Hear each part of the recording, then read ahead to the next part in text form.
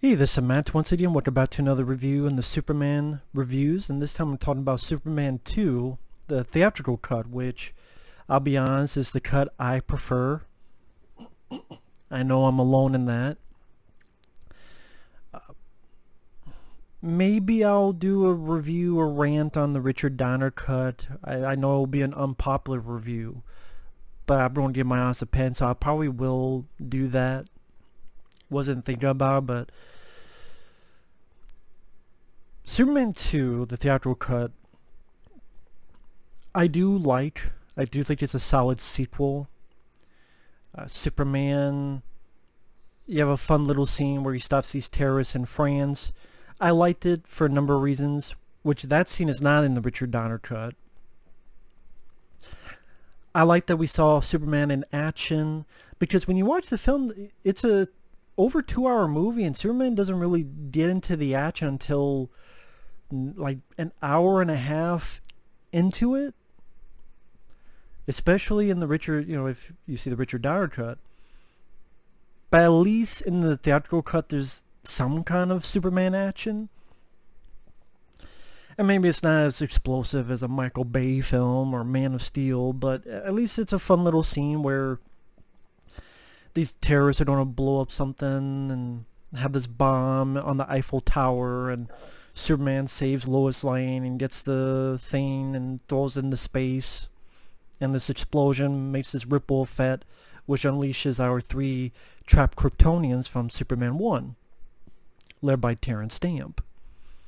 You also have, I believe her name is Sarah Douglas, Ursa, and then you have the third one who doesn't speak, but he's very big and intimidating looking. Nan, I believe it was that character's name. And they come down, they screw up a little town. Meanwhile, Superman and Lois, they fall. Lois, one thing leads to another. Lois finds out that Clark Kent is Superman. Superman takes her to the Fortress of Solitude, love story. He's like, I want to be human.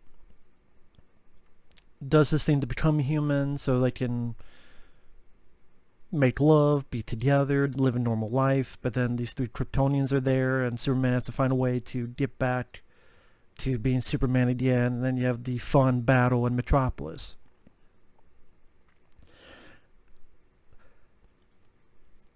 I do have issues with the film. I do not think it's as good as this first film, but I do think it's a solid sequel. And yeah, I enjoy Superman 2 than a lot of superhero movies of today, I'll tell you that. Christopher Reeve once again does an excellent job as Superman. Again, he's genuine in his role as Superman. He seems genuinely like this is a Superman that you could look up to. This is a Superman you could be inspired to be him, and nice demeanor and friendly demeanor of the character. And then Clark Kent again is the bumbling guy. He played both roles perfectly. Margot Kidder, once again, she does a solid job as Lois Lane. Gene Hackman comes back. I know he didn't do the additional photography because filming wise, like I said, Richard Donner, I said this in the previous video, he was making 2 films, Superman 1 and 2. They got most of Superman 2 done. Hey, let's go finish Superman 1 and see how it goes. So they finished that. It's released. It does very well. And the South Times had creative differences with Richard Donner, and Richard Donner didn't come back. And Gene Hackman was a fan of Richard Donner. He's like, well, if he's not coming back, I'm not coming back. So Gene Hackman didn't come back, and they just used the footage that was already shot.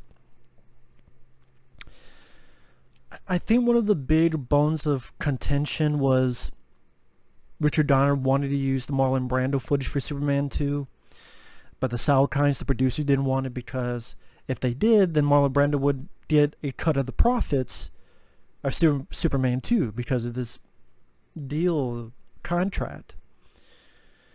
And to be honest, if that was the final straw, it wasn't a straw to break. It really wasn't. Because I saw the Marlon Brando footage. I'll get more into that in the next video. It was cool to see, but to me it wasn't so essential that Richard Donner should have not come back. Plus, I was fine that it was Superman's mom, because, hate to be a bearer of bad news, Superman did have two parents, a mom and a dad. So the dad was in the first film, let the mom talk in the second film. To me, it made sense, but what do I know? So I like that, the first film is the dad teaching Superman, the second is the mom saying, hey, talk about love and talking about finding another person to be with, and are you sure? And why would you exclude the mom? I mean, that just doesn't make sense to me. Terence Stamp and the Kryptonians do a great job. Terence Stamp, I mean, I think this is the role he's most well known for, because he's so, how do I put it, just insanely watchable as Zod. You just hang on to his every word. Kneel before Zod, and a commanding presence. But he doesn't seem like a dumb idiot guy. He seems like an intellectual, but not pompous or pretentious, but not overbearingly hammy like Michael Shannon, Man of Steel. Like, Terence Stamp felt intimidating. And Sarah Douglas, Ursa, just an evil bitch. There's a deleted scene where I think you can find on YouTube. Remember when Nan took the little police light thing off and tried to give it to Terence Stamp? Well, later on, a boy's trying to escape the town, and he throws it and very far away, and apparently kills the boy who was riding on a horse. And a random person's like, he was just a boy. And Ursa says, yes, and he will never be a man. Something to that effect. So it was just very cold, cruel bitch. But she played that very, very well. And it was cool to see Superman actually get into a fight with others. Whether it be taking Terence Stamp and throwing him into the Coca-Cola sign, or trying to stop this bus that's being thrown at him. And see, if it was a Superman Man of Steel, he would have jumped over the bus, let the bus explode with the people in it, and keep walking.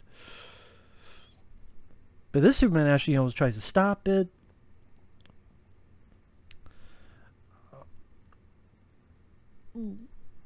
Things are being thrown at Superman. He destroys it with his heat vision.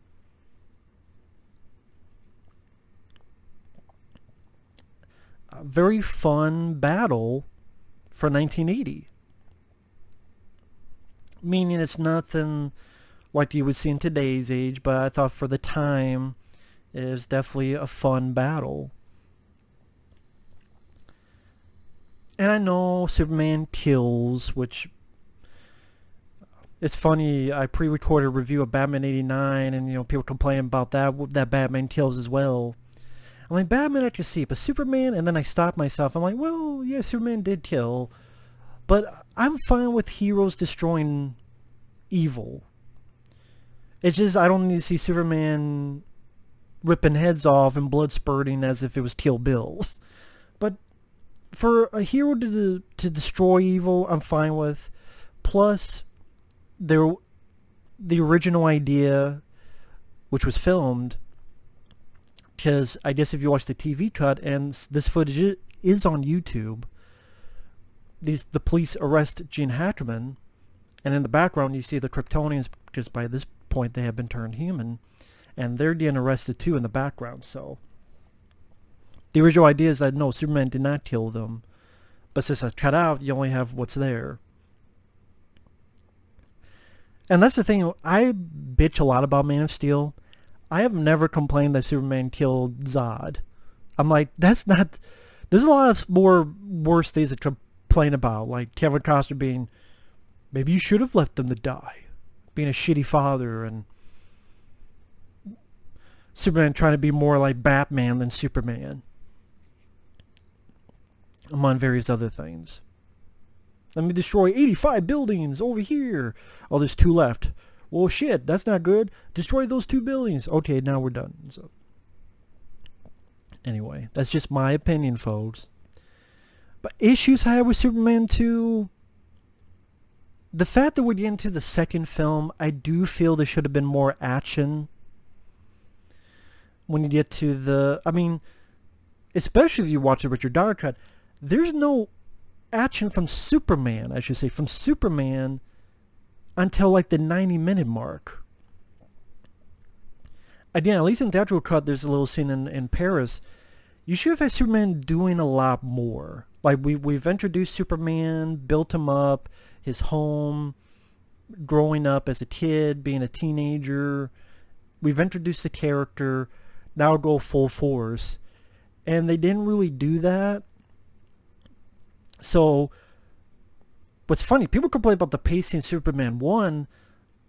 I think the pacing is fine in Superman 1. The pace that I have a problem with is in Superman 2. I thought it went a bit slow. The love story worked because of the chemistry between Christopher Reeve and Margot Kidder, but I can't say the Niagara Falls scenes were that interesting. I also can't say the scenes in the Fortress of Solitude were that interesting. Because the Niagara Falls scenes, you know, I don't know, there just really wasn't anything to them. And same with Fortress of Solitude. It's a cool set that I saw enough in the first movie, but it's like, okay, the only 2 appealing things is, one, the chemistry between the 2, which I got enough of that in the first film with the great, when they're flying through the sky. And also the idea that Superman is human, but even that's a catch-22, because I liked it where, you know, he looks at his own blood, like, wow, I'm bleeding, reacting to bleeding for the first time in his life. On the flip side, I'm like, it kind of makes Superman, which again, that's part of the point, but kind of that's the point, he's being selfish, but it's like, oh, I already did enough for humanity. Not really, there's only been one film, and you've only done, like, a handful of things. That's not enough. Just at least how the audience has viewed it. That's the only way we can, is by what we've seen. So, I think if you don't go with the whole Superman deciding to get rid of his powers, that should have been like a 4th or 5th movie deal, not right at the second film, I'm going to get rid of my powers. Because they did the same thing in Sam Raimi's Spider-Man 2. I'm like, you just began, and all of a sudden now you want to get rid of your... But Spider-Man 2, that wasn't really a choice. He was losing his power, so... That Spider-Man 2, that did it differently. He didn't know why he was losing his powers. He didn't choose it. It's just, what's going on with my powers? But Superman 2, he chooses it. And it's like, already? Like, I like the bit in the bar where he gets beat up, because I thought Christopher Reeve played the scene well, but I didn't like the idea that he wanted to lose his powers right at the second film. That just didn't appeal to me. And then, so that whole middle section, Niagara Falls, Fortress of Solitude, just wasn't as interesting to me as it is to other people. Right? What makes the film work is the actors, the villain Zod by Terence Stamp, and the last half hour of the film, like the great battle in Metropolis, even the Fortress of Solitude. Even then, there's some weird stuff. Like in the Fortress of Solitude, is Superman teleporting? Or, I'm guessing that's the machinery of Krypton. Because Superman, like, disappears, then he reappears. I'm guessing it's a hologram thing. So maybe I'll let that go. I don't get the S thing that comes out and becomes like a bubble wrap. But I'm like, okay. It's like, he just has this thing on his... Like, okay. It's weird, but... I can see why people are bothered with it. It didn't bother me that much, but I thought, oh, that's peculiar. But I mean, I know Superman's not supposed to kill, but I would be lying if I said that I didn't enjoy the scene where he crushes Zod's hand and the music. Dun, dun, dun, dun, dun, dun, dun, dun. And Superman uses brains. So he's not just a dumb jot. He actually uses brains to trick the villains. And that was a satisfying moment. Another thing that was satisfying, which is cut out of the Richard Donner version, another reason why I don't like it, is the whole, General, you care to step outside? That's like the best line Superman says in all of these movies. General, would you care to step outside? And that's the first time we see Superman as he comes back into the film, after, regaining his powers. It's like, that's a great reveal. He's there, and great line. They cut that out of the Richard Donner cut, and I have no idea why. I guess they thought it was cheesy or something. Richard Donner, Tom Mankiewicz. I don't know. Maybe. But I mean, I'll get more than that next time. But I saw the Richard Donner cut, and I'm thinking, okay, you cut out the beginning Paris scene, which I liked, because it gave Superman something to do. You cut out the best line in the movie, General, you care to step outside. You do the whole spinning around the world thing, the one thing I did not like in the first film. And yet the kiss that makes Lois give amnesia, again, like, where the hell did Superman get that power? That I will deal with over spinning around the world, because that only affects Lois. It doesn't make the whole entire thing seem like a cheat retcon. But the Richard Donner cut of Superman 2, you do that spinning around the world again. It's like, why? Why? So I just never understood why the Richard Donner cut got such a big praise over the theatrical cut. I would love for someone to tell me about why. Again, the Marlon Brando scenes, I'm sorry, they were cool. They were interesting to watch, but they're not like a deal breaker for me. They're really not. I'm fine with Superman's mom getting a chance to talk, because he did have two parents, not just one. So like I said, the issues I have with the film, I do think it has some pacing problems. The Niagara Falls and Fortress of Solitude scenes, other than the chemistry between the two leads, it just wasn't that interesting to me. I was kind of like, okay, alright, kind of restless.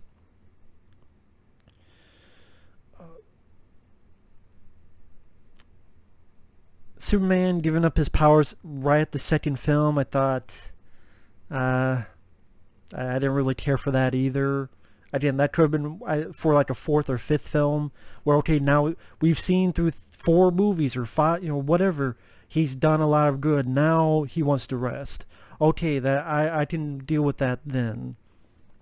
Just then, Superman doesn't have powers, and again, that's a chunk of film where Superman's not able to do anything. And that's the thing, for an hour and a half, Superman really doesn't do anything in the Richard Donner cut, and does the one little thing at the beginning. And when you see a sequel, you want to see Superman do more. And you argue, the last half hour he does get to do some stuff. But I mean, he does stuff in the first Superman movie as well, saving people, stopping the rockets, things of that nature. But, on the flip side, it was cool. They actually got to fight someone physically, hand to hand. There's some good moments. Even you don't see it, but when he's fighting with Non under the streets and people just feel it rumble. And lo and behold, Superman's like, whoa, these people are in danger. Let me take the fight out of the fucking city, because I know they're going to find me. I know they're going to look for me. So let me take you out of the city so they can... Superman actually uses his brain. Like I said, the cast work well. The score is pretty decent. I mean, even though John Williams didn't come back, he was, I believe, Ken Thorne. It's still a pretty damn decent musical score. Not as good as the first film, but still pretty solid score. I gotta say, Ken Thorne did a nice job. The budget, I mean, it's still a good looking movie. It didn't look cheap like Superman 4. Christopher Reeve is still the heart and center of the film. And yeah, I just wish he had Superman do more Because this is the second time around, and I don't know, the Niagara Falls stuff, and I don't know, just that whole section was just not as interesting to me as it was to a lot of other people. And did you really need to make Lois forget at the end? Like, you say, well, in the future we didn't know what else to do with Lois Lane. Is that a new thing to do? Oh, she knows he's Superman, but she can't do anything about it. Isn't that in comic books? Don't they do that? Where Lois knows who Superman is, but she can't say anything about it. It's hard on the relationship. Hell, isn't that what they do with Peter Parker and Mary Jane for so long? And many other properties? Why don't you go that route? That'd be different. And not have another, bullshit superpower out of his pocket. Super kiss. But again, even that's not as bad as going around the world again, like in the Richard Donner cut. But I do like the film. It's a solid film. Terence Stamp, like I said, kneel before Zod. Great Zod, great villain. Ursa, and they do a solid job as well. Gene Hackman, he doesn't have a lot to do, but I mean it's cool to see him in there because I like Gene Hackman. And overall, it's a solid sequel. Although I'm gonna get shot for this, and I'll explain more when I talk about that film.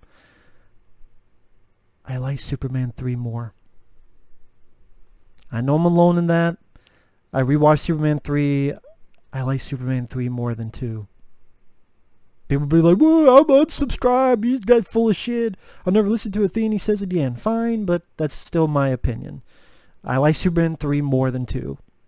I still like 2. I think I like the first 3 Superman movies, but I like 3 more than 2. There, I said it. But still, Superman 2 is a good one.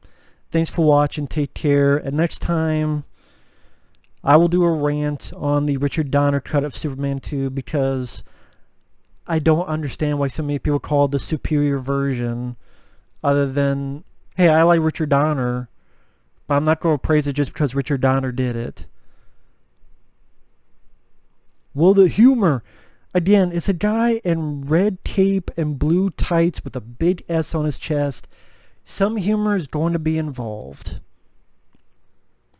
Hate to be bearer of bad news, but I thought the first 3 Supermans, the humor was fine. If I want to see humor done badly, I watch Batman and Robin.